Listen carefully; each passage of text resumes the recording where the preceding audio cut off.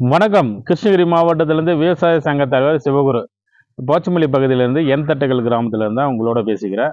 தற்போது பார்க்கும்போது தென்னை இங்கு சிறப்பான முறையில் விவசாயம் நடைபெற்று வருது. சுமார் 45,000 ஹெக்டேர்லேருந்து இப்போ 32,000 ஹெக்டேர் சாகுபடி செஞ்சுட்டு வரோம். அதிகமாக பூச்சி தாக்குதல், அதனால் ரசாயன மருந்து அதிகம் தெளிக்கிறதுனால நம்மளுடைய மாங்காய் தரம் குறையுது.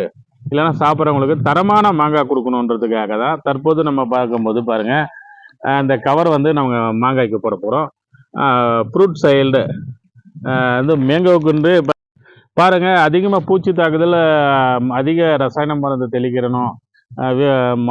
சாப்பிட்ற நுகர்வோருக்கு ரசாயன குறைவாக தரமான மாங்காய் கொடுக்கணும். ஃப்ரூட் சீல்டுன்ற ஒரு கவரை நம்ம வாங்கிட்டு இருக்கோம். ஒரு கவர் ₹2.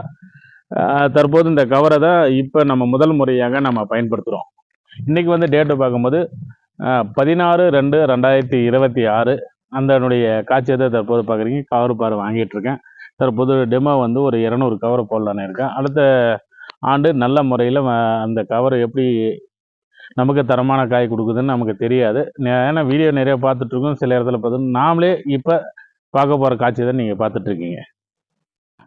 இப்போ இந்த கவரை பாருங்கள் எடுத்துகிட்ருக்கோம். இங்கே சின்னசாக ஒரு கட்டிங் மாதிரி ஃபோல்டர் இருக்குது.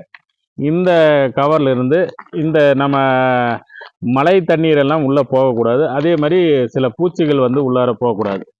அதுக்காக தான் ரொம்ப கேர்ஃபுல்லாக நம்ம பாருங்கள், இந்த ஃபோல்டிங் மடிக்கிறது ரொம்ப முக்கியம்னு சொல்லியிருக்காங்க.